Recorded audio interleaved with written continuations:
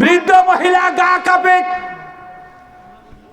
আস্তে আস্তে করে গেছি, যা চিন্তা করলো নৌকা তো পুরো ভরা, নৌকার মধ্যে তো নামা যায় না, পাড়ে বসে ঝাড়ি।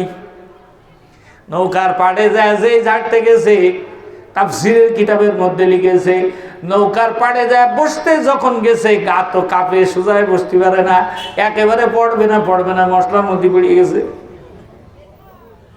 আল্লাহ পাকের কুদরত, পড়ছে তো বুড়া মানুষ হয়ে, কিন্তু যখন ওই নৌকার ভিতর থেকে মাথা উঠাইছে, খেয়াল করে দেখতেছে ঢিলা ঢিলা চামড়াগুলো সব টাইট হয়ে গেছে, মানে একেবারে যুবতী হয়ে গেছে মহিলা। তো মহিলা কইতেছে বাহ, এত ভালো মেডিসিন, ভালো করে কাইমেকে সারা দেখা জোয়ান হয়ে যায়। মহিলা যখন সমাজে আইছে, সমাজের সবাই কাছে কি ব্যাপার, তুমি না বুড়ি ছিলে, তো জোয়ান হয়ে গেলে কি করে? গোপন কথা কওয়া যাবে না। না, আমরাও কি বুড়ো থাকতে চাই, আমরাও তো জোয়ান হতে চাই। এই যে আমার চাচা যারা বুড়ো হয়ে গেছে, যদি এরকম সুযোগ থাকে যে কোনো জায়গায় ডুব দিলি জোয়ান হওয়া যাবে, তো এই চাচারা কি চাচা থাকবে? একটা কথা কান থাকবে? হাদিস শরীফের মধ্যে আসছে মানুষ যত হায়াত বাড়ে, হায়াতের মায়াও মানুষের তত বাড়ে। যুবক বয়সে ডানি ভাই চিন্তা করে না, বুড়ো বয়সে বহু চিন্তা করে। আর যখন ছেলেবেলে হয়ে যায় তখন চিন্তা করে যে ছেলেবেলের বউ দেখে যায়, বিটার বউ দেখে তারপরে মরবানে, এই দোয়া করতে থাকে। যখন বিটার বউ হয়ে যায় তখন নাতিমতির মুখ না দেখে মরি গিয়ে রে, নাতিমতি হয়ে গেলে এগুলোর বিয়ে না দিয়ে মরি গিয়ে রে। হায়াত শুধু মায়া বাড়তেই থাকে। কথা বলেন ঠিক কিনা? মহিলা বলে দিল, এইবার এলাকার যত মুরব্বী মানুষ আছে সব যায় নৌকার মধ্যে ডুব দেয় আর উঠে জোয়ান হয়ে চলে আসে। দেখতে দেখতে পুরো নৌকা খালি, বুড়ো এখনো থেকে গেছে। বুড়োরা কাছে তাহলে আমাদের কি হবে, আমরা কি হবো না? একজন মুরব্বী বুদ্ধি দিয়েছে, তাহলে এক কাজ কর, মাল মেডিসিন আশেপাশে যা মাইকে আছে পানি ঢেলে দিয়ে সব জায়গায় চলে আসবে না, এবার ওই পানির মধ্যে ডুববো।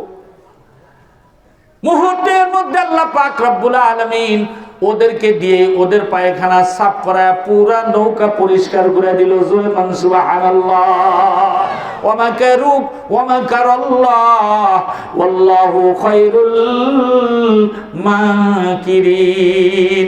যত ইসলামের ক্ষতি করতে চাও না কেন, যে যে দিক থেকে ইসলামের বিপক্ষে ষড়যন্ত্র করে, আল্লাহ পাক রব্বুল আলামিন বলে তুই যত ষড়যন্ত্রই করিস না কেন, আমি আল্লাহ সব জানি, আমি আল্লাহ সব বুঝি, সময় মতো তোমার ষড়যন্ত্র তোমার কাঁধে উঠায়া দিব।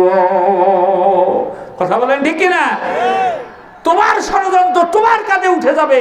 যেই গর্ত তুমি অন্যের জন্য খুঁজতেছো, সেই গর্ত তুমি নিজেই পড়ে যাবা। কথা কয় না? আন্তর্জাতিক অপরাধ ট্রাইব্যুনাল বানাইছে কি জন্য? যুদ্ধ অপরাধীদের ফাঁসি দেবে। এখন এই আন্তর্জাতিক অপরাধ ট্রাইব্যুনালের মামলা হয়ে গেছে কাদের বিরুদ্ধে? যারা বানাইছে তাদের বিরুদ্ধে এখন দেশদ্রোহীর মামলা। কথা কয় না কে? বন্ধুরা আমার, বন্যা এসে গেল, হযরত নূহ সব লোকজন নিয়ে উঠে গেলেন। 6 মাস পরে জুদি নামক পাহাড়ে যে হযরত নূহ আলাইহিস সালামের নৌকা যখন থামলো, পৃথিবীর কিচ্ছু নাই, আর বন্যা থেমে গেছে। ওই 80 জন মানুষ নিয়ে জুদি নামক পাহাড়ে নাইমা এইবার তো সব মুসলমান দাওয়াত দিবে কারে? আল্লাহ পাক রব্বুল আলামিন ডাক দিয়ে বলে, নূহ তোমার একটা নতুন কাজ দিতেছি, কিছুদিন এই কাজটা করো। কুমারের কাজ। কুমার চিনেন? কুমার কারে কয়? মাটির হাড়ি বাতিল বানায়। শুধু হাড়ি বাতিল না, মাটিরটা বানায় যে, এই মাটির হাড়ি বাতিল বানাও। আল্লাহ পাক হুকুম দিয়েছে, না বলার কোনো সুযোগ নাই। সমস্ত মানুষগুলোকে ভাগ করে দিলেন। কেউ মাটি কাটে, কেউ খামিরা বানায়, কেউ ওইগুলোর চটকায়, এরপরে কেউ হাড়ি বানায়, কেউ রোদ্রে শুকায়, কেউ আগুনে পোড়ায়। হযরত নূহ আলাইহিস সালাতু ওয়াস সালাম ছিলেন আগুনে পোড়ানো গ্রুপের মধ্যে। 1-2 দিন করে সপ্তাহ যায়, মাস যায়, বছর যায়, 6 মাস হয়ে গেল। 6 মাস পরে আল্লাহ পাক রব্বুল আলামিন বলেন, নূহ এই যে মাটির হাড়ি বাতিল গুলা বানাইছো, স্তূপ হয়ে গেছে, 6 মাস যদি বানায় কত হতে পারে? মাটিতে রাখতে পারে না, মাটি ভিজা, তাই এক বানায় রাখছে। 6 মাস পরে যে আল্লাহ পাক রব্বুল আলামিন ডাক দিয়ে বলতেছে, নূহ রে, তোমার একটা নতুন হুকুম আমি আল্লাহ পাক রব্বুল আলামিন দিতেছি। কি? বলে এই যে হাড়ি বাতিল যা বানাইছো, তোমার হাতে যে লাঠি আছে লাঠি দিয়ে পিঠা সব ভেঙে ফেলো। আল্লাহর হুকুম অমান্য করা যাবে? সব পিঠা ভেঙে ফেললেন, একটা হাড়ি আর অবশিষ্ট নাই। সবগুলো ভাঙ্গা মাথায় হাত দিয়ে এবার বসে রয়েছেন। আল্লাহ তাআলা ডাক দিয়ে বলে, কিরে নূহ, মন খারাপ নাকি? বলে জি। কেন মন খারাপ? বলে রব্বুল আলামিন এই 6টা মাস ধরে কত কষ্ট করে আমরা সবাই মিলে এগুলো বানাইছি। শুধু বানাইলে তো হয় না, রোদ্রে এগুলোরে শুকাইছি, আগুনে এগুলোরে পোড়াইছি। আগুনে পোড়াইতে যায় গায়ে কত ঠোলা পড়ে গেছে, দেখেন কত দাগ হয়ে রয়েছে। কেন বা বানাইতে বললেন? কেন বা ভাঙতে বললেন? বুঝলাম না। আল্লাহ পাক রব্বুল আলামিন বলে, নূহ রে, কেন বানাইতে বললাম, কেন ভাঙতে বললাম এটা পরে বলবো, আগে বল এই যে জিনিসগুলা ভাঙলি কেন তোর মায়া লাগতেছে? বললে আল্লাহ নিজের হাতে বানাইছি তাই মায়া লাগতেছে। আল্লাহ পাক ডাক দিয়ে বলে, নূহ, সামান্য কটা মাটির হাড়ি পাতিল নিজের হাতে বানাইলা, নিজের হাতে আবার ভাঙা ফেললা, এতেই যদি তোমার এত মায়া হয়, বলো না নূহ, এই হাড়ি পাতিল গুলা যখন ভাঙছো কেউ কি তোমার সাথে কথা বলেছে? বলে না, আল্লাহ বলে নাই। যখন তুমি বাইরাইতে গেছিলে একটা হাড়িও কি দৌড় মেরেছে? বলে না, দৌড় মারে নাই। নূহ তোমারে ডাকে নাই, কেউ ভাগে নাই, তাতেই যদি তোমার এত মায়া হয়, আমি আল্লাহ পাক আমার বান্দারে কত মায়া করে নিজের হাতে কুদরত দিয়ে বানাইছি। তুমি বদদুয়া করলা, তোমার বদদুয়ায় আমি পুরা মানুষগুলারে পানিতে ভাসায় দিলাম রে নূহ।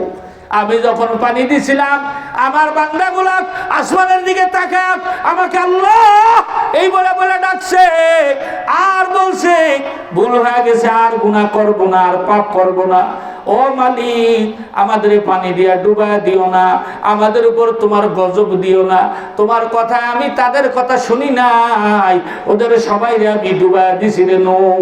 ও নূহ, কথা না বলা হাড়িগুলা ভাঙ্গা তোমার যদি এত মায়া হয়, এই যে খাল বিলের মধ্যে আমি আল্লাহর বান্দার লাশগুলা ঝুলতেছে, ভাসতেছে, আমি আল্লাহর বন্যায় পানিতে ওগরে ভাসায় দিয়ে মারলে আমার কত মায়া লাগছে।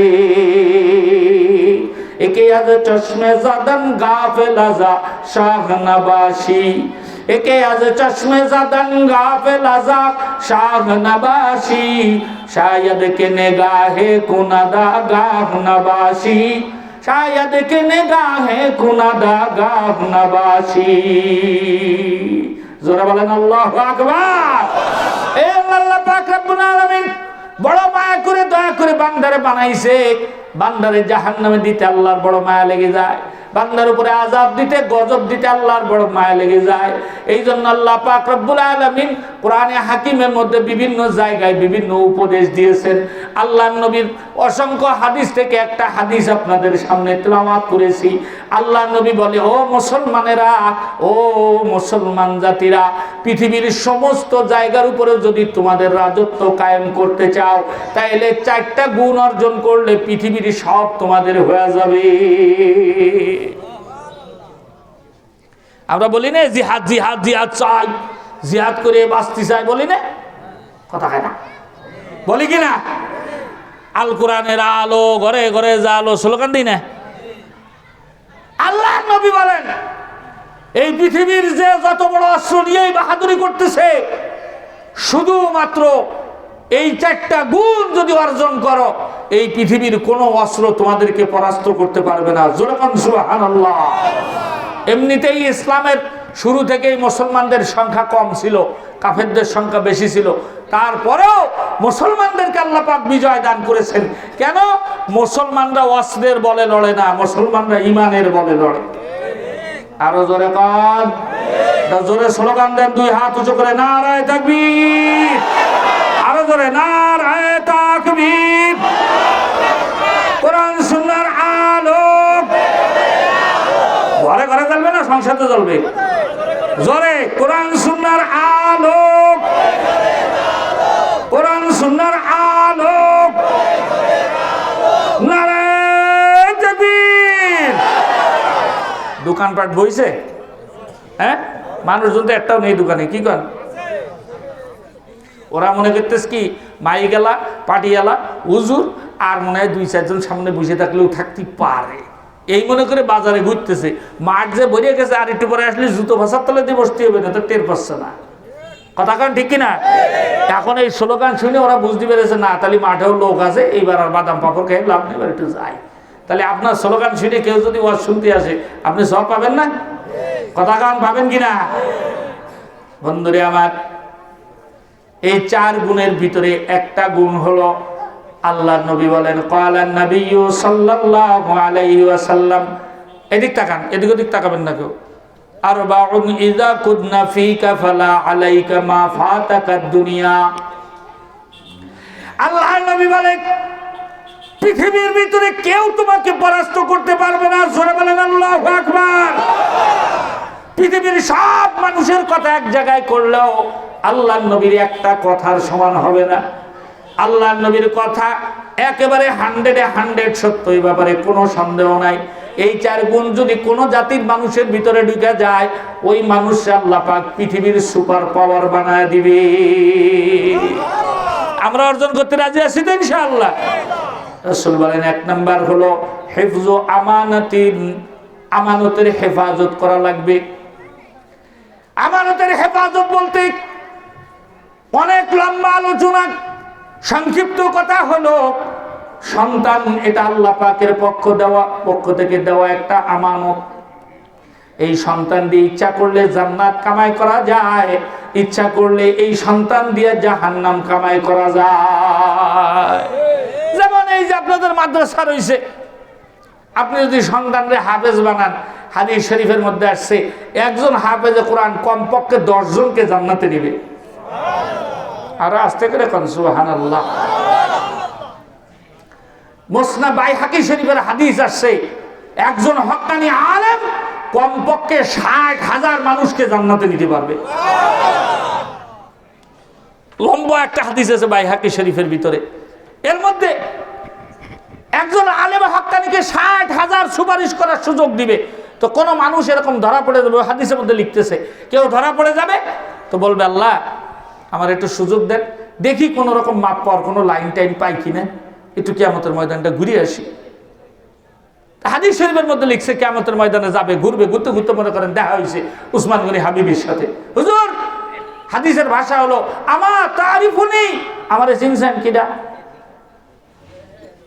চিনিনি কিডা তুমি? কবে জানেননি? ওই যে ব্যাসপুর মাহফিলে গিয়েলেন, ওই সময় যে ঘরে বসেছিলেন, আপনি পানি আনতে করলেন 1 গিলাস, আমি আগেই দিলাম ওই পানি, মনে নেই আপনার?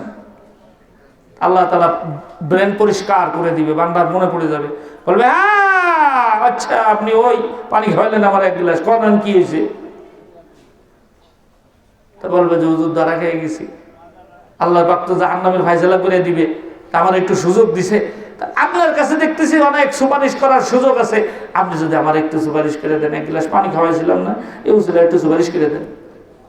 তা হাদিসের ভাষায় রাসূল বলতেছেন ওই ব্যক্তিকে নিয়ে ওই আলেম আল্লাহ তাআলার আরশে আজিমের সামনে দাঁড়ায় বলবে আল্লাহ দুনিয়ায় আমাকে 1 গ্লাস পানি খাওয়াইছিল এই বান্দা, আলেমকে মহব্বত করেছে জন্য আমি ওর ব্যাপারে সুপারিশ করলাম, মাফ করে দেন। রাসূল বলেন ওই ব্যক্তিকে মাফ করে আল্লাহ তাআলা জান্নাত দিয়ে দিবেন। তাহলে সন্তান দিয়ে ইচ্ছা করলে আপনি জান্নাত কামাই করতে পারেন। এই পৃথিবীতে যত বড় বিল্ডিং মানুষ বানাইছে, সারা পৃথিবীতে সবচেয়ে কত বড় বানাইছে কত পারবেন? দুবাইতে বানাইছে বুর্জে খলিফা 163 তলা, 163-র উপরে এখনো যায়নি। সৌদি আরবরা চেষ্টা করতেছে 200 তলা একটা করবে, মাটি টাটি পরীক্ষা করে নিয়ে কাজ কাম শুরু করতেছে, এখনো ওই নি, কিয়ামত পর্যন্ত হবে কিনা তারও ঠিক নেই।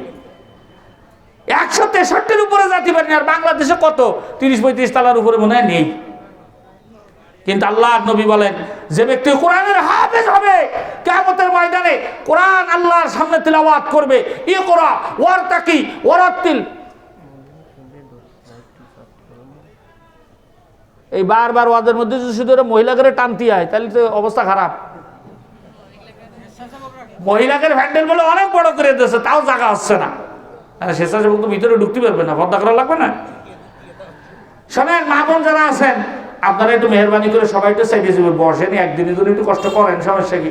আমাদের যুবক ভাইরা আয়োজন করেছে, আপনাদের জন্যই তো পুরুষ গেছে বলে বড় হ্যান্ডেল করেছে মহিলাদের জন্য, না? 2টা করেছে, তাও একটু চাপে চেপে বসেন, একটু মেহরবানি করে সবাই আগায় আগায় আগায় একটু গায়ে গায়ে বসে অন্যান্য মা বোনদেরকে একটু সুযোগ করে দেন। ভাই যারা এনে দাঁড়ায় আছেন, আপনাদের কোনো সমস্যা আছে? সমস্যা না থাকলে সবাই বসে পড়েন। এত সুন্দর প্যান্ডেল করে দিয়েছে, না বসলে খারাপ দেয় না? তো এখন কি বলতেছিলাম, আল্লাহ পাক রব্বুল আলামিনের হাবিব বলেন এই যে 4 গুণের প্রথম গুণ হলো আমানতের হেফাজত করা লাগবে। আমানতের হেফাজতের মধ্যে নিজের সন্তানকে দিনদার বানানো লাগবে, এটা একটা আমানত। বানাবো তো ইনশাআল্লাহ। আর একটা হলো স্ত্রীকে পর্দা করানো লাগবে, মেয়েকে পর্দা করানো লাগবে। লাগবে না? লাগবে না? পর্দা তো খুব করার মনে হয় নাকি? সাবধান, পর্দা এটা ফরজ, পর্দার বিধান। আবার এলো কেন ওয়াজের মধ্যে? আমি ওয়াজ করতেছি, মাতব্বরি করতেছে বেশি বেশি। পর্দা করা হলো ফরজ, সবার জন্য ফরজ। সাবালক হয়ে গেলে পুরুষ মেয়ে উভয়ের জন্য ফরজ। একজন পুরুষ 14 জন মহিলার সামনে যাইতে পারবে, একজন মহিলা 14 জন পুরুষের সামনে যাইতে পারবে।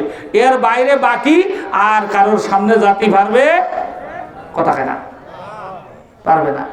এখন ওই যে আমাদের দেশে ধর্ম বাবা পাতায় না, আপনাদের এদিকে কথায় কিনা জানি না, ধর্ম বাপ। ওরা ধর্মর সবাই তো বাপ, ধর্মের বাপ না আকিটা। ধর্মের বাপ সব বলে ইসলামে কোনো ওই সমস্ত খাতির নেই। ধর্ম বাপকে দেখা করে। পরে কয়েকদিন আগে দেখলাম এক ধর্ম বাপ ধর্ম মাইয়ের দর্শন করেছে। ধর্ম বাপ এই পৃথিবীতে ধর্ম বাপ বলে কোনো শরীয়তে কোনো সম্পর্ক নাই। যদি কেউ পাতায় বলবেন এটা ভণ্ডামি করতেছে। কথা কান না কে? তাহলে 1 নম্বর হলো আমানতের হেফাজত করতে হবে। আমানতের হেফাজতের মধ্যে মাল পানি আছে না? না নাই? এই যে মনে করেন ঠিকাদার যারা আছে, সরকারি কাজ কাম করে, ওই যে দেখেন না মাঝে মাঝে দিছে যে রডের বদলে বাঁশ দিছে ঠেলিয়ে, এ কি আমানতের পুরো হেফাজত করেছে? কি কর? আমানতের খেয়ানত করেছে। আল্লাহ তাআলা সূরা মুমিনের মধ্যে বলেন ওয়াল্লাযীনা হুম লিআমানাতিহিম ওয়া আহদিহিম রাউন, যারা ঈমানদার হবে তারা নিজেদের আমানত এবং নিজেদের ওয়াদা রক্ষা করবে। জোরে কোন সুবহানাল্লাহ। দেখেন আমানতের ওয়াদা রক্ষা করে কেমনে। আমাদের বেশি দিন আগের না, অল্প কিছুদিন আগের, 250-300 বছর আগের ঘটনা। এই হিন্দুস্তানের ভিতরে এক জায়গায় একজনের জমি বিক্রি করেছে আর একজনের জমি কিনেছে। এ তো হয়ই স্বাভাবিক, একজন বেচে একজন কিনে। যে কিনেছে সে ঘর করার জন্য কিনেছে, ঘর করবে। কিন্তু দেখা গেল ওই 1-1.5-2 বছর পরে যখন ওই জায়গায় ঘর করতে গেছে, জমির পোতা খুঁজতেছে, ঘর করবে, নিচের দিকে মাটি খুঁজছে, দেখে যে নিচের দিকে টুং টুং করে আওয়াজ হয় কোদাল মারলে। ওই ব্যক্তি বুঝতে পারলেন নিশ্চয়ই নিচে কিছু আছে। আর কিছু দূর খোঁজার পরে আশ্চর্য ব্যাপার, একটা স্বর্ণের ঘোড়া পাওয়া গেল, পুরো স্বর্ণের টাকা ভর্তি। মানুষ আগে রাখতো না জমিনের ভিতরে? পুরো স্বর্ণের টাকা ভরা একটা স্বর্ণের ঘোড়া পাওয়া গেল। এখন আপনি আমি যদি ওই জমির মালিক হইতাম, তাহলে কইতাম ও বানাইতে চাইছিলাম 2 তলা, আল্লাহ তাআলা কত রহম করেছে, এবার বানাবো 10 তলা। আমার জমির আমি ঘোড়া পাইছি, তাহলে ঘোড়া তো আমার, হিসেবে তো তাই কয় নাকি? কিন্তু ওই ব্যক্তি কত আমানতদার মানুষ দেখেন। ওই ব্যক্তি ওই স্বর্ণের ঘোড়াটা নিয়ে চলে গেল যেই ব্যক্তি জমি বিক্রি করছে তার কাছে। জোরে কোন সুবহানাল্লাহ। যা বলে ভাই এই নাও, তুমি যে জমি আমার কাছে বিক্রি করেছো, ওই জমির ভিতরে এই স্বর্ণের ঘোড়াটা পাইছি। এই স্বর্ণের ঘোড়াটা হয়তো তোমার মনে নাই নিতে। এমন লোক এখন পাওয়া যায়, আমাদের সমাজে পাওয়া যায়। ভালো একটা জুতো পরে মসজিদে ঢুকেছে, বেরোয় দেয় জুতো নাই। কথা কয় না কে? পকেটের মধ্যে টাকা নিয়ে গেছে বাজার করতে, বাজার করে আইসে, বাজার করে মাল কিনতে যায়, পকেটে হাত দিয়ে দেয়, হাত এই পাশ দিয়ে ঢুকোই দিল, ওই পাশ দিয়ে বেরিয়ে যাচ্ছে। কি কথা কান? হাই হাই, মুসলমানদের সর্বোচ্চ ধর্মীয় জায়গা মসজিদ, একজোড়া জুতো রেখে নিরাপদে নামাজ পড়া যায় না। আমরা যে সফরে গেলে অনেক সময় কি করি, অজে গেলে তো ভালো জুতো বাইতে যাতে হয়। অনেক সময় দেখা আছে নামাজের সিজদায়ও মন বসে না, নিয়ে গেল নাই, নিয়ে গিয়েছেও। এখন ওই ব্যক্তি যেই ব্যক্তির কাছে নিয়ে গেছে, যার জমি যে বিক্রি করেছে, সে কাছে ভাই শোনো, এই জমিতে ঘোড়া আছে না কি আছে আমি জানি না, আমিও ওই ঘোড়া থুইনি, আমিও নিতেও পারবো না। জোরে কান সুবহানাল্লাহ। এরকম মানুষ পাওয়া যায়? আমাদের 500 টাকা যদি রাস্তায় একটা পড়িয়ে থাকে, কেউ যদি ভাই পায়ে যদি কয় ভাই একটা বড় টাকার নোট পাইছি, যারাই নিয়ে যান, যান না, সেও যায় কয় আমার কান পড়িয়ে গেছে 1000 টাকার নোট। মানুষেরটা নেওয়ার জন্য যে আমাদের কি আগ্রহ, নামাজ পড়তে পড়তে কপালে ঝাঁদলা পড়ে গেছে, মানুষের জমির আইল একার দেড়া ঠেলি বসে রয়েছে, ঠেলা ঠেলি বন্ধ হয় না। বন্ধুরে আমার, যে ব্যক্তি এই ঘোড়া নিয়ে গেছে সে বলতেছে শোনো, হতে পারে তুমি রাখো নাই, কিন্তু তোমার বাপ দাদা কেউ এই জায়গায় রেখেছে, যেহেতু ওয়ারেস সূত্রে এই জমিটা তুমি পাইছো। ওই ব্যক্তি বলতেছে ভাই শোনো, যে মালের খবর আমি জানি না ওই মাল আমি নিতে পারবো না, কারণ ওই মাল আমার জন্য হারাম, আর হারাম মাল খায় দেহ যদি রক্ত হয়, ওই দেহ ওই রক্ত আল্লাহর জান্নাতে যাবে না। আল্লাহ নবী বলেন লা তাদখুলুল জান্নাতা জাসাদুন গুযিয়া বিল হারাম। পৃথিবীর বুকে যত বড় ইবাদত গুজার হও না কেন, শরীরে যদি হারাম রক্ত থাকে তোমার ইবাদত আল্লাহর কাছে যাবে না। শরীরে যদি হারাম রক্ত থাকে আল্লাহর জান্নাতে তোমাকে ঢুকাবে না। তাহলে হারাম খাওয়া যাবে? কথা কেন হারাম খাওয়া যাবে? বন্ধুরে আমার, এইবার এই ব্যক্তি পড়ে গেছে আরো বিপদে, যে ঘোড়া পাইছে সে বলতেছে ভাই তুমি নিবা না? কয় না আমি নেব না। বলে দেখো শোনো, আমি একটা যুক্তি দিচ্ছি। কি যুক্তি? বলে বাইরে যে জমি বিক্রি করছে সে বলতেছে শোনো ভাই, আমি তো জমি বিক্রি করে দিছি না? কয় হ্যাঁ দিছি। না তুমি কিনছো না? কিনছি। ওই জমিনের উপরে ফলদার গাছ ছিল? হ্যাঁ ছিল।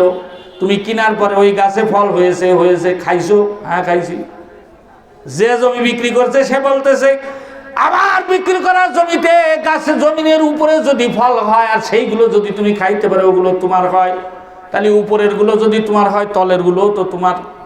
মাটির নিচে যদি কিছু পাওয়া যায় ওইটাও তো তোমার, নিয়ে যাও ভাই, আমার কোনো দাবি নাই। ওই ব্যক্তি বলতেছে তুমি যেমন হারাম খাওয়ার ভয়তে ফিরা দিতেছো, আমিও তো হারাম খাওয়ার ভয়তে ওই মাল তোমার কাছে নিয়ে আসছিলাম, তা নাহলে তো আমি খাই ফেলতে পারতাম। দুজন আল্লাহ ভীরু মানুষ। আল্লাহ পাক রব্বুল আলামিন বলে কোন জমিনের ভিতরের মানুষগুলা যদি, জমিনের উপরের মানুষগুলা যদি আল্লাহ ভীরু হয়ে যায়, আল্লাহ তাআলা ওদের জন্য আসমানের দরজা খুলে দেয়, জমিনের বরকতের দরজাও খুলে দেয়। ওয়ালাউ আল্লাহনাল কুরা আমানু ওয়াত্তাকাউ লাফাতাহনা আলাইহিম বারাকাতুম মিনাস সামাই ওয়াল আরদ। আল্লাহ বলেন মুত্তাকি হয়ে যাও, খোদা ভীরু হয়ে যাও, অন্ধকারেও তুমি গুনাহ করো না, পাপাচার করো না, আড়ালে গুনাহ করো না। আমি আল্লাহর ভয়ে গুনার জীবন ছেড়ে দাও, দেখো আমি আল্লাহ আসমানের থেকে তোমাদেরকে বরকত দিব, জমিনের ভিতরে আমি আল্লাহ বরকত দিব। যেই জায়গায় 1 মণ হওয়ার কথা ওই জায়গায় দেখবা 3 মণ হয়ে বসে রইছে। আর মুত্তাকি হবে না, দেখবা যখন বৃষ্টি হওয়ার তখন হবে না, আবার বৃষ্টি যখন হবে একবারে বাসায় দিয়ে চলে যাবে, রোদ যখন হবে জম্মের হবে, শীত যখন পড়বে জম্মের পড়া পড়বে, কুয়াশা যখন হবে খেত ফসল সব নষ্ট করে ঝেড়িয়ে দেবে। কি কথা কান ঠিক না? তাহলে আল্লাহ ভীরু হলে এগুলোতে বাঁচা যাবে, আর নয় যতই সার মারেন আর ইউরিয়া মারেন কোনোটাই কাজ হবে না। ঠিক কিনা? এইবার ওই ব্যক্তি যে জমি কিনেছে সে কাছে তো ভারী বিপদ, এও নেচ্ছে না আমিও নেবো না, কি করবো? চলো নালিশ দেবো, বিচারকের কাছে যাব। বিচারকের কাছে যা বলতেছে দেখেন আমি একটা জমি কিনছিলাম, জমিনের ভিতরে একটা ঘোড়া পাইছি, ঘোড়া আমার না, আমার ধারণা যে জমি বিক্রি করছে ঘোড়াটা তার কাছে নিয়ে গেছিলাম, সে কয় তার না, তার বাপ মা কাঠ থুইছে সেও জানে না। এখন কোন তো এই অন্যের মাল আমি কেমনে নিব? আমি নিতে পারবো না। ডেকে নিয়ে আসছে ওরে, যে জমি বিক্রি করছে ওরে, এ ভাই তোমার জমিনে স্বর্ণের ঘোড়া পাওয়া গেছে, তুমি নিবা না? কয় না হুজুর ওইটার ব্যাপারে আমি জানি না, ওইটা নিব না। আমাদের দেশের বিচারক যদি হইতো এখনকার বিচারক, তাহলে কইতো স্বর্ণের ঘোড়া তোরো না, স্বর্ণের ঘোড়া তোরো না, স্বর্ণের ঘোড়া হইল আমার। কথা কোন ঠিক কিনা? যেই দেশে 500 টাকা দিলে বিচার বদলে যায়, ওই দেশে স্বর্ণের ঘোড়ার জন্য তো 1 গ্রামের লোক মারি ফেলে দিতে পারে, কোনো সমস্যা নাই। আপনাকে এদিক মানে টাকা দিয়ে বিচার টিচার কেনে না কেউ, আছে না? ওরে বাবা রে, কি ঘুষখোরের ঘুষখোর! রাস্তায় দাঁড়ায় রয়েছে তো অটো রিক্সা চলা নিষেধ, ট্রাফিক ধরে না, ট্রাফিক এসে দাঁড়া কি স্যার অটো রিক্সা চলা নিষেধ, জানিস না? কিছু টাকা পয়সা দিয়ে চল যা। আচ্ছা স্যার কে বলে একদম সকালবেলায় আইসি, কে বলে বেরোইছি, কিচ্ছু নেই টাকা পয়সা। আচ্ছা তাহলে এখন বিড়ি তো আছে, এখন বিড়ি দিয়ে যা। আচ্ছা না স্যার কামাই করে তারপর তো বিড়ি কিনবো, বিড়িও নেই। তো দেখতেছে সকালবেলা দৌড়েছি বউ নিয়ে একেবারে খালি ছেড়িয়ে দিই কি রে, কাছে তোর কাছে টাকাও নেই, বিড়িও নেই, জামা উঁচু করে কাছে পিঠটা একটু চুলকই দিয়ে যা। এইরকম ঘুষখোরের দেশে আপনি কি ভালো আশা করবেন? এই 5 আগস্টে যে ঝড় হয়ে গেছে, এরপরে ওদের গায়ে আরো বাতাস লাগেনি। আমরা তো ঘুরিয়ে বেড়াই অফিস আদালতে, এখনো গেলে এখনো ঘুষ চাই। আজকেও আমার একজন বললো, হুজুর পাসপোর্টের ওই যে পুলিশ ভেরিফিকেশন করতে গেছি, তা কচ্ছে যে কি করতে পুলিশ বাড়ি নিয়ে যাবেন, কিছু দিয়ে দেন আমরা লিখে দিবানে, সব ঠিক আছে। এ হলো অবস্থা। আল্লাহ তাআলা হেফাজত করুক, জোরে কোন আমিন, আরো জোরে কোন। এইবার বিচারক চিন্তা করলো, এরা যে 2 জন মানুষ আছে, এরা 2 জন আল্লাহ ভীরু মানুষ, মুত্তাকি মানুষ, এদের ঠকানো যায় না। এমন মানুষকে যদি ঠকা দেয় তাহলে আল্লাহর পক্ষ থেকে গজব চলে আসবে। ওই ব্যক্তি একটা উপস্থিত চিন্তা করলো, অনেক সময় উপস্থিত বুদ্ধিরও অনেক দাম। আর যাদের ভিতরে আল্লাহ কোরআনের এলেম দান করেছে, এদের মধ্যে উপস্থিত বুদ্ধি থাকে বেশি, কথা কন ঠিক কিনা? যেমন এই বাংলাদেশে না, বিশ্বের ভিতরে, তাম বিশ্বের একজন মানুষ আমাদের নবীর পরে নবী বলে দাবি করছিল। নাউজুবিল্লাহ খান জোরে। আমাদের নবীর পরে কোনো নবী আছে? আল্লাহ তাআলা বলেন, মা কানা মুহাম্মাদুন আবা আহাদিম মির রিজালিকুম ওয়ালাকিন রাসূলুল্লাহ ওয়া খাতামান নবিয়্যিন। আল্লাহ বলে আমার বন্ধু শেষ নবী, আমার বন্ধুর পরে কোনো নবী নাই। বুখারীর হাদিসে নবী বলেন, আনা খাতামুন নবিয়্যিন লা নাবিয়্যা বাদি, আমার পরে কোনো নবী নাই। আমার পরে যদি কেউ নবী বলে দাবি করে, সেই ব্যক্তি হইল কাফের। কি জোরে কোন, আরো জোরে কোন কি? আমাদের নবীর পরে কেউ যদি নবী দাবি করে, সে কি? ওরে যে কাফের কবে না, সেও কাফের। এই গোলাম আহমদ নামে একজন নবী দাবি করেছে, ভারতে, বেশি দূরই না। ওর নাম হলো গোলাম আহমদ। আল্লাহ তাআলা নবীর প্রশংসা করতে যায়, কোরআনের মধ্যে বলছেন আমার নবীর নাম হলো আহমদ। ও কয় যে গোলাম আহমদ, আমার গোলামটুক হলো ভাও, আমার আসল নাম হলো আহমদ। সুতরাং যে নবীর কথা আল্লাহ কোরআনে কইছে সেটা আমি। নাউজুবিল্লাহ কান জোরে। তো যেইরকম কুকুর আল্লাহ পাক ওই জামানায় ওইরকম মুগুর পাঠাই দেয়, কথা কয় না? ফেরাউন যেরকম শয়তান, মুসারা পাঠাইতেছে ফেরাউনের সাইজ করার জন্য। এখন এই ব্যক্তির সাইজ করার জন্য আল্লাহ পাক একজনের পাঠাইছেন, যিনি উপমহাদেশের প্রথম মুহাদ্দিস শাহ আতাউল্লাহ বুখারী রাহমাতুল্লাহি আলাইহি। সুবহানাল্লাহ। ইনার কানে যখন পৌঁছাইলো, উনি বললেন, ঠিক আছে, এর এই প্রশ্নের উত্তর আমি দিতে পারবো, আমাকে নিয়ে চলো। মানুষ জমা হয়ে গেছে অনেক, যে গোলাম আহমদ নবী দাবি করেছে, ওরে আজকে আতাউল্লাহ বুখারী রাহমাতুল্লাহ ওরে আজকে ঠকাই দেবে। তো 2 জনে যখন মুখোমুখি বসছে, আতাউল্লাহ বুখারী জিজ্ঞাসা করতেছে, এই তুমি যে নিজেকে নবী বলে দাবি করো, কি হিসেবে করো বলো? তা বলে, আমার নাম হলো আহমদ, গোলাম আহমদ না, আমার নাম গোলাম তুফাও, আসল নাম হলো আহমদ। আর আল্লাহ তাআলা কোরআনে বলছে আখিরি নবীর নাম হবে আহমদ, সেই আহমদই আমি নবী। তা আতাউল্লাহ বুখারী রাহমাতুল্লাহ আলাইহি, দেখেন উপস্থিত বুদ্ধি কারে কয়। আতাউল্লাহ বুখারী বলতেছে, বলো দিনি আমার নাম কি? কি বললাম, ওনার নাম কি? আতাউল্লাহ। তো উনি বলতেছে, আমার আতাটুক হইলো ভাব, আমার আসল নাম হইলো আল্লাহ। সুতরাং আমি আল্লাহ ঘোষণা দিচ্ছি, তোর মতো কানারে আমি নবী বানাইনি। ওর 100 কানা ছিল, এক কথাই সব ডিসমিস করে দিয়েছে। জোরে কান আল্লাহু আকবার, নারায়ে তাকবীর। যুগে যুগে শয়তান যেরকম জাগবে, আল্লাহ তাআলা শয়তানের বিপক্ষে ঈমানদারদেরকে ওরকম জাগায় দেবে। কথা বলেন ঠিক কিনা? এই বিচারক এবার উপস্থিত বুদ্ধি খাটায় দিল। উপস্থিত বুদ্ধি হিসাবে ওই যেই ব্যক্তি জমি কিনেছে তাকে জিজ্ঞাসা করলো, তোমার কি কোনো ছেলে সন্তান আছে নাকি বিবাহ দেওয়ার মতো? বলে আছে। তোমার কি কোনো মেয়ে আছে বিবাহ দেওয়ার মতো আছে, নিয়ে এসো দুজন রে। একজনের ছেলে আর একজনের মেয়ে যখন দুজনকে মুখোমুখি বসায় দিল, বলে দেখো তো তোমাদের পরস্পর একজন একজনকে দেখো পছন্দ হয় কিনা হয়। যে মাত্র বলেছে পছন্দ হয়, কাজী সাহেব দাঁড়ায় গেছে, খুতবা দেওয়া শুরু করে দিল। খুতবা দিয়া ওদের দুইজনের নাম বলে বলল, তোমাদের দুইজনকে এই ঘোড়াটা দেন মহারণা হিসাবে দিয়া তোমাদের বিয়ে পড়াই দিলাম। সুবহানাল্লাহ কইলেন না? এইবার এই যে দুইজন জমি বেচছে আর কিনছে, তারা দুইজন বিয়ে হয়ে গেছে না? পুরো সমাধান হয়ে গেল, কোনো ধরনের আর গন্ডগোল থাকলো না। এই জন্য কোরআন দিয়া যদি দেশ শাসন হয়, কোরআনের দ্বারাই দেশ শাসন হলে দেশের মধ্যে আর কোনো প্রকার অশান্তি থাকবে না। জোরে কোন ঠিক কিনা? সমাধান চাও যদি জীবনে মরণে, খুঁজে নাও ফিরে যাও চোখ রাখো কোরআনে। সমাধান এ বাণী সকলের নয় শুধু মুমিনের, যারাই চলবে মেনে ফল পাবে কোরআনের। কথা কোন ঠিক কিনা? এ বাণী সকলের নয় শুধু মুমিনের, যারাই চলবে মেনে ফল পাবে কোরআনের। ঘরে বলো কিংবা রাষ্ট্রে বলো, অশান্তি দূর করে শান্তি আনে সমাধান। সমাধান চাও যদি জীবনে মরণে, খুঁজে নাও ফিরে যাও চোখ রাখো কোরআনে। সমাধান। জোরে বলেন আল্লাহু আকবার। তাহলে বন্ধুরা আমার এক নাম্বার হলো, পৃথিবীর যে প্রান্তে যেখানেই থাকি না কেন আমানতের খেয়ানত করব না। রাজি আছি তো ইনশাআল্লাহ? সময় যেহেতু শেষে যাচ্ছে সংক্ষেপে বলতে হবে। আল্লাহ নবী বিশ্বনবী রাহমাতুল লিল আলামিন বলে, 2 নাম্বার হলো ওয়াসিদকু হাদিসিন, যখনই কথা বলবা তখন সত্য কথা বলবা, মিথ্যা কথা বলবা না।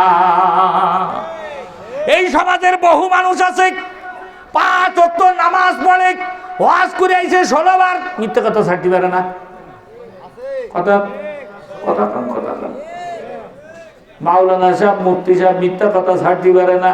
হাজি সাহেব, গাজী সাহেব, বহুত পীর সাহেব, বহু বড় বড় মানুষ দেখছি মিথ্যা কথা ছাড়তে পারে না। অথচ আল্লাহ নবী বলেন, মিথ্যা এত বড় জঘন্য, মিথ্যা কথা বলা হলো সমস্ত কবিরা গুনার মা। আল কিযবু উম্মুল কাবায়ের, সমস্ত কবিরা গুনার মা হলো মিথ্যা কথা। তার মানে যে মিথ্যা কথা করতে পারে ও দুনিয়ার সব কাম করতে পারে, কোনোটা বাদ দেবে না। তাহলে কি মিথ্যা কথা বেশি করে করা লাগবে? আল্লাহ নবী বিশ্বনবী রাহমাতুল লিল আলামিন বলেন, মিথ্যা কথা বললে মানুষের জবান দিয়ে একটা দুর্গন্ধ বের হয়ে যায়। আশেপাশে যত রহমতের ফেরেশতা আছে ওই দুর্গন্ধের কারণে দূর হয়ে যায়। জোরে কান্না নাউজুবিল্লাহ। এই জন্য কিতাবের ভিতরে মুরব্বিরা লিখেছেন, আসিদকু ইউনজি ওয়াল কিযবু ইউহলিক, সত্য মানুষকে নাজাত দেয়, মিথ্যা মানুষকে ধ্বংস করে। জোরে কোন ঠিক কিনা? সত্য মানুষকে নাজাত দেয়, মিথ্যা মানুষকে ধ্বংস করে। সত্য বললে সাময়িক হয়তো একটু কষ্ট হতেও পারে, নাও হতে পারে। যদি সাময়িক কষ্ট হয়ও, এরপরে শুধু শান্তি শান্তি, কথা খায় না। আর একটা মিথ্যে কথাকে যদি একটু আরামে, একটা মিথ্যে কথা করলে তো হয় না, একটা মিথ্যে কথারে ডাকার জন্য আরো 10টা খাওয়া লাগে। কি কথা ঠিক কিনা? দেখেন, আসিদকু ইউনজি ওয়াল কিযবু ইউহলিক, সত্য যে মানুষকে নাজাত দেয়, এর একটা বড় প্রমাণ আমাদের আকাবিররা রেখে গেছেন। সত্য কথা বললে মানুষের মধ্যে একটা দম, পাওয়ার থাকে আলাদা সত্য কথা, যার কারণে সামনের মানুষকে নরম করে দেয়। অনেক সময় মনে হয় যে সত্য কথা বলি মনে হয় জান চলে যাবে, না, সত্য কথা বললে আরো আল্লাহ তাআলা তাকে আরো হেফাজত করবে।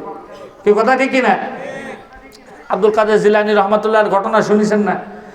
এই বাইজিদ বুস্তামি রহমাতুল্লাহ যখন পড়ালেখা করতে যাবে, তখন উনার মা কি করছে, উনার এই কোটের জ্যাকেটের ভিতরে যে আমাদের জন্য পকেট আছে, এর মধ্যে টাকা, স্বর্ণের টাকা ঢুকাই দিয়েছে 60টি, ঢুকাই দিয়ে সেলাই করে দিচ্ছে। ছোট মানুষ কই ফেলাই দেয়, আড়াই যায় না কি যায়, রাস্তায় যাচ্ছে তো ডাকাতি দিয়েছে। দল্লি এবার সবাই জিজ্ঞেস করতেছে, তোর কাছে কি আছে, তোর কাছে কি আছে, তোর কাছে কি আছে। তো বাইজিদ বুস্তামি ছোট মানুষ বসে রয়েছে, কেউ জিজ্ঞেস করে না। তো এক ডাকাতি ইয়ারকি মেরে জিজ্ঞেস করতে, সর্দার যে সে ইয়ারকি মেরে জিজ্ঞেস করতেছে, এ বিচ্ছি তোমার কাছে কি আছে? কাছে আমার কাছে 60টে স্বর্ণের টাকা আছে। ওরা কাছে যা, ছোট মানুষ ইয়ারকি মারতে না, যা। কাছে না, ইয়ারকি না, সত্যি কথা, আমার কাছে 60টে টাকা আছে, আমার মা দিয়েছে। কোনে আছে? তো দেখাই দিছে, এই দেখেন আমার জ্যাকেটের ভিতরে পকেট আছে, সেলাই করে দিয়েছে, এর মধ্যে আছে। তো ডাকাত এটা খুলিয়েছে, খুলে দেখে যে সত্যই পকেটের মধ্যে 60টা স্বর্ণের টাকা আছে। ডাকাত আশ্চর্য হয়েছে।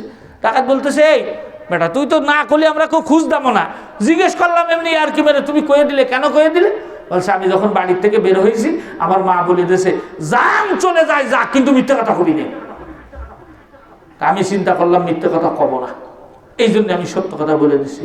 ওই ডাকাত সহ যারা ছিল সবগুলো কান্দা শুরু করে দিয়েছে। আরে এইটুকু একটা ছোট্ট ছেলে তার মার কথা শুনলো, আল্লাহরে নারাজ করবে না এজন্য সত্য কথা বলে দিল, আর আমরা কি করতেছি, যা আমরা তওবা করে সব আজকে ভালো হয়ে গেলাম। সত্য মানুষকে নাজাত দিয়া দেয়, মিথ্যা মানুষকে ধ্বংস করে দেয়। এই যে তাবলীগের মুরব্বী ইলিয়াস সাহেব রাহমাতুল্লাহ আলাইহি, এই যে ফাজাইল আমাল যিনি লিখেছেন শাইখুল হাদিস জাকারিয়া রাহমাতুল্লাহি আলাইহি, ওনার আব্বা ইলিয়াস সাহেব রাহমাতুল্লাহ ভাই, আল্লাহু আকবার। উনি এই যে কান্দলবি নামক যেই জায়গা হিন্দুস্তানের ওই জায়গায় বসবাস করতেন, ওই জায়গায় গেলে দেখা যায় এখন ওই জায়গার ভিতরে হিন্দু আর মুসলমান হলো সমান সমান, মাঝামাঝি চর এলাকা একটা। যখন হিন্দুদের জোর হয় ওই জায়গায় একটা খাস জমি ছিল, খাস জমির উপর একটা ঘর ছিল।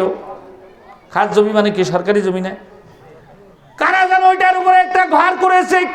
যখন মুসলমানদের ক্ষমতা বেড়ে যায় তখন ওই জায়গায় ওরা মসজিদ বানায়, নামাজ কালাম পড়ে।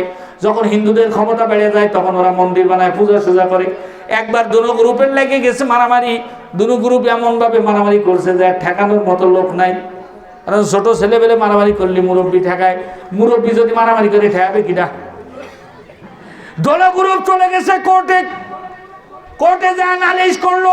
হিন্দুরা বলে এটা আমাদের জমি আমাদের ঘর, মুসলমানরা বলে আমাদের জমি আমাদের ঘর। জজ পড়ে গেছে বড় ভেজালে, কারণ এটা ধর্মীয় ব্যাপার, এমনি সেমনি বিচার করে দিলে আবার দাঙ্গা বেঁধে যেতে পারে। জজ সাহেব বলল ঠিক আছে আপনারা আমার একটু সময় দেন, 1 ঘন্টা সময় দেন, দেখি কি করা যায়। জজ সাহেব ওই জমির কাগজপত্র খুঁজে দেখতেছে জমি হিন্দুদেরও না, জমি মুসলমানেরও না, জমি হইল সরকারের। চিন্তা কি রে, সরকারের জমি নিয়ে মারামারি করতেছে, তাহলে তো এটা বুদ্ধি খাটায় বিচার করতে হবে। তো উনি বললেন কি ঠিক আছে আপনাদের এই মামলার রায় আগামীকালকে দেব, আপনারা এক কাজ করেন ওই এলাকার সবচেয়ে মুরব্বী যে তাদের ধরে নিয়ে আসেন। এই যে 2 গ্রুপ আছে, 2 গ্রুপ বুঝে ফেললো যে মুরব্বী যেই লোকটা আছে ওই লোকটা যেই দিকের হবে, জজ সাহেবের রায়টাও সেই দিকের হবে। হয়তো মুরব্বীর কাছে কিছু জিজ্ঞাসা করবে, দেখা গেল ঠিক তাই।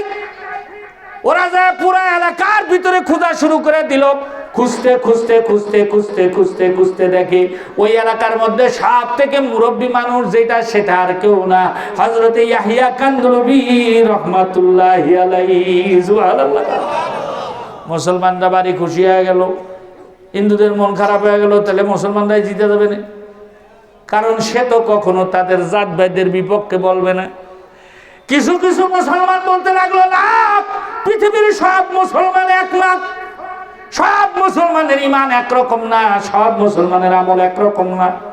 ওরে ইয়াহিয়া কান্দলবি রাহমাতুল্লাহি আলাইহি যেন তোর মুসলমান না, মানুষের জমির আইল ঠেলা মুসলমান না, ওজনে কম দেওয়া মুসলমান না, মিথ্যা কথা বলা মুসলমান না, একজন সাচ্চা মুসলমান। চলো কালকে কোর্টে যাই, দেখি জজ সাহেব কি জিজ্ঞাসা করে আর ইয়াহিয়া কি জবাব দেয়। তারিখে হিন্দের মধ্যে লিখেছে লক্ষ লক্ষ লোকের জমায়েত হয়ে গেল, এক পাশে মুসলমানরা এক পাশে হিন্দুরা, বিশাল আকারে লোকজন জমায়েত। সবাই চিন্তা করতে লাগলো দেখি কখন এই মামলার সময় আসে। মামলার সময় যখন আসলো ডাকা হলো ইয়াহিয়া কান্দলবি রাহমাতুল্লাহি আলাইহি। উনি কোর্টের মধ্যে যায় উঠলেন, যেই জায়গার মধ্যে আসামি দাঁড় করানো হয় ওই জায়গায় যায় উনি উঠলেন কাঠগড়ায়। জজ সাহেব যদিও হিন্দু ছিল কিন্তু বড় বিচক্ষণ ছিল। জজ সাহেব বলতেছে ভাই ইয়াহিয়া, আপনার ব্যাপারে অনেক সুনাম শুনেছি, আপনি একজন সাচ্চা মুসলমান। আমি আপনার কাছে একটা কথা জিজ্ঞাসা করতে চাই। কি বলে? ওই জমিটা হলো খাস জমি, ওই জমি মুসলমানদেরও না কাফেরদেরও না, সুতরাং ওই জমিটা আপনাদের দুটো গ্রুপের মধ্যে যে কোনো এক গ্রুপকে দিতে হবে। আমার বুদ্ধিতে বলে ওই ঘরটা যারা আগে দখল করেছিল তারা পেয়ে যাবে। আপনি যেহেতু এলাকার প্রবীণ মানুষ, আপনার কাছে জানতে চাই, বলেন না একটু কি? বলে ওই ঘরটা আপনার জানা মতে কারা প্রথম দখল করেছিল? যেহেতু সরকারি জমি, যারা প্রথমে দখল করেছে তারা পেয়ে যাবে। আপনি আমি বলি তো চোখ বুঝে কথা, মুসলমানরা পাইছে যা বাজে পাই ভাগ্যে। হযরত ইয়াহিয়া কান্দলবী রাহমাতুল্লাহি আলাইহি বললেন, কত সুন্দর কথা দেখেন। হযরত ইয়াহিয়া কান্দলবী রাহমাতুল্লাহি আলাইহি বললেন, যা সাহেব, আমি যে নবীর উম্মত, ওই নবী হলো সাদিকুল মাসদুক। জোরে কান আল্লাহু আকবার। আর জোরে বলেন আল্লাহু আকবার। আমার নবী হলো এমন নবী, জীবনে কোনোদিন আর কি ফাজলামি কইরাও একটা মিথ্যা কথা বলে নাই। জন্মের থেকে নিয়ে মরা পর্যন্ত সব সময় সত্য কথা বলেছে। ওই সত্যবাদী নবীর সত্যবাদী উম্মত হইয়া আমি ইয়াহিয়া এই কোর্টের মধ্যে সাক্ষী দিতেছি। আমি যত দূর জানি তত দূর পর্যন্ত এই জমিটা সর্বপ্রথম হিন্দুরা দখল করেছিল। এই কথা বলার সাথে সাথে জজ সাহেব রায় দিয়ে দিলেন, যেহেতু এটা খাস জমি, তোমাদেরও না এদেরও না, সুতরাং এই জমি যেহেতু হিন্দুরা আগে দখল করেছে, আজকের থেকে এটা হিন্দুদের, মুসলমানরা আর পাবে না। হিন্দুরা মিছিল দিয়ে একেবারে খুশি মনে বাইরে গেল সব, আর মুসলমানদের মাথা একেবারে নিচু হয়ে গেল। কেউ গালিগালাজ করতে লাগলো। কিছু মুসলমান এসে ইয়াহিয়া কান্দলবী রাহমাতুল্লাহি আলাইহির জামার কলার ধরে বসলো, আর গালাগালি করতে লাগলো, আর বলতে লাগলো, তুই কেমন মুসলমান? কি মুসলমান তুমি? তোমার সাক্ষীর কারণে, একজন মুসলমানের সাক্ষীতে মুসলমানের মসজিদ চিরদিনের জন্য আমরা হারা ফেললাম। তোমার মতো মুসলমানের এলাকায় দরকার নাই, দূর হয়ে যাও এই জায়গাতে। কোনো মানুষ আগে বাইরে তার গায়ে থুতু মারতে লাগলো, ঢিলা মারতে লাগলো, স্যাপ মারতে লাগলো।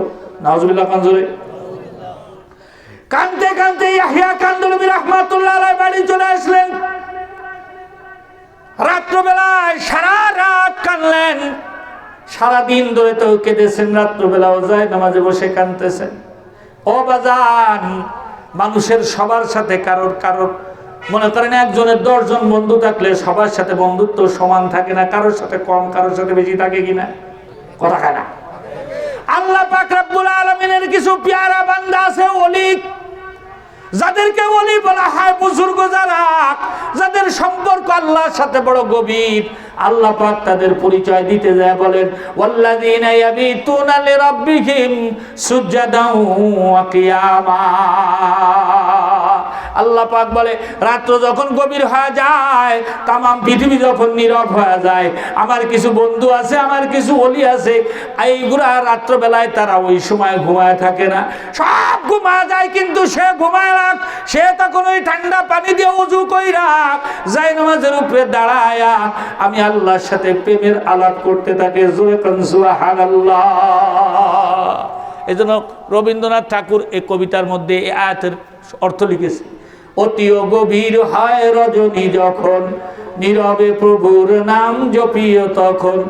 অতিও গভীর হয় রজনী যখন, নীরবে প্রভুর নাম জপিও তখন। প্রভুর করুণা যদি পাইবারে চাও, গভীর রাতে উঠে প্রভুর গুণগান গাও। এই পৃথিবীতে আজ পর্যন্ত যারা আল্লাহর ওলি হয়েছে, কেউ তাহাজ্জুদ না পড়া হয় না। তাহাজ্জুদ পড়ার অভ্যাস করতে হবে, কারণ পৃথিবী ঘুমায় যায়, আল্লাহ পাক প্রথম আসমানে এসে যায়, ডাক্তার থেকে আইয়ুসাইলিন ফাসআলনি, আসো কারোর কোনো সমস্যা আমার কাছে চাও, আমি আল্লাহ প্রথম আসমানে এসে গেছি, যা সবই তাই দেবো। জোরে কান সুবহানাল্লাহ। কোনো অসুস্থ মানুষ আসো আমার কাছে দোয়া চাও, আমি তাকে সুস্থ করে দেবো। কারণ রেজেকের অভাব, আমি আল্লাহর কাছে চাও, আমি তাকে রেজেক দিব। সুবহানাল্লাহ। আমরা তখন তো ঘুমাই থাকি। এই ছোট্ট ছোট্ট হেফজখানার বাচ্চাগুলো, ওই সময় এই ছোট ছোট বাচ্চাগুলো ঠান্ডা পানি দিয়ে উঠে 3:30 4টার সময় অজু করে, এই ঠান্ডা পানি দিয়ে অজু করে নামাজ পড়ে আর কোরআন পড়ে, আল্লাহর কাছে দোয়া করে। আমরা কই না অমুক সার দিছি এইবার এই জন্য ফলন ভালো হয়েছে, আরে ভাবল না। এই কোরআনের ছোট্ট ছোট্ট হাফেজগুলো ভোর রাতে আল্লাহ যখন ডাকে, এরা উঠে উঠে এলাকার মানুষের জন্য দোয়া করে, আল্লাহ এলাকার মানুষ আমাদের মাদ্রাসায় সাহায্য সহযোগিতা করে, এদের খেতে ফসলে বরকত দাও, ব্যবসায় বরকত দাও, চাকরিতে বরকত দাও। এদের দোয়ার বদৌলতে আল্লাহ তাআলা আপনাদের মাল বাড়ায় দেয়। কথা কোন ঠিক না? বন্ধুরা আমার, রাত্রবেলায় উঠে দোয়া করতেছেন আর বলতেছেন, আল্লাহ আমি সত্য কথা বলেছি, আমার জাতি ভাইগুলো আমার উপরে রাগ হয়ে আমাকে মেরেছে, আপনি দেখেছেন, কিন্তু আল্লাহ আমি জান চলে গেলেও মিথ্যা কথা বলবো না। আপনার নবী সত্য কথা বলেছে, আমিও সত্য কথা বলবো। এই কথা বলে মোনাজাত করে কাঁদতেছেন। এর মধ্যে দেখে বাইরে হাজার হাজার লোকের পায়ের আওয়াজ পাওয়া যায়। রাত্রেবেলায় দেখ না, শীতের বেলায় জ্বর, রাত্রেবেলা ঘুমায় থাকলে গড়ি টুকটুক করে চললে কানে শোনা যায় না কাটার আওয়াজ? কথা খায় না। হযরত ইয়াহইয়া কান্দলবী রাহমাতুল্লাহ আলাইহি ভয় পেয়ে গেলেন। চিন্তা করলেন, মনে হয় দিনের বেলায় যারা আমার ঘর ভাঙতে পারে না, আমার জাত বাইরে এবার রাত্রে এসে ভাঙতে। এর মধ্যে একজন ব্যক্তি ডাক দিয়ে বলতেছে, ভাই ইয়াহইয়া, যদি ঘরের মধ্যে থাকো একটুখানি বাইরে আসো, তোমার সাথে একটু কথা বলবো। হযরত ইয়াহইয়া কান্দলবী রাহমাতুল্লাহ আলাইহি বলেন, কি রে, কণ্ঠ তো চিনা লাগে না, কে আসলো আবার?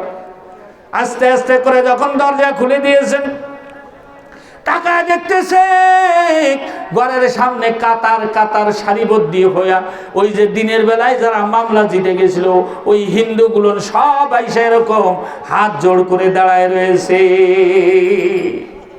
হযরত ইয়াহইয়া কান্দলবী রাহমাতুল্লাহ আলাইহি বললেন, তোমরা কেন আসছো রাত্রবেলায়? তোমাদের ব্যাপারে যা জানি আমি তো কোর্টে বলে দিয়েছি, ফাইসালা হয়ে গেছে, জমিও তোমরা পেয়ে গেছো, ঘরও পেয়ে গেছো, এখন কেন আসছো? এই কথা বলার সাথে সাথে সব হিন্দুগুলো লাইনে দাঁড়ায় চোখের পানি ছাড়তে লাগলো। পুরোহিত যে পাদ্রী যে দৌড়াই এসে হুজুরের হাতখানা ধরে বলে, ইয়াহইয়া, আজকে কেন আইছি বুঝতে পারো নাই? আগে সকালবেলায় জিতছি মামলা, ওই মামলার জন্য এই জায়গায় আসি নাই, তোমার কাছে অন্য কারণে আসছি। কি কারণে আসছো? বলে, ভাই আমরা মামলা জিতার পরে সারাদিন ধরে চিন্তা করলাম, একজন সাচ্চা মুসলমানের চরিত্র যদি এত সুন্দর হয়, কোর্টে মামলা হেরে যাবে জেনেও যদি সত্য কথা কয়, তাহলে এই মুসলমানের চরিত্র এমন, না জানি ওদের নবী মুহাম্মদুর রাসূলুল্লাহ চরিত্র কত সুন্দর ছিল। ওদের নবীর উম্মত না হয়ে, ওদের নবীর উম্মত না হয়ে কবরে যাওয়া যাবে না। হাত জড়ায় ধরে বলে, ইয়াহইয়া, আমরা যেই কয়জন এখানে আসছি এলাকার আর কেউ বাদ নাই, আমরা আর হিন্দু থাকতে চাই না।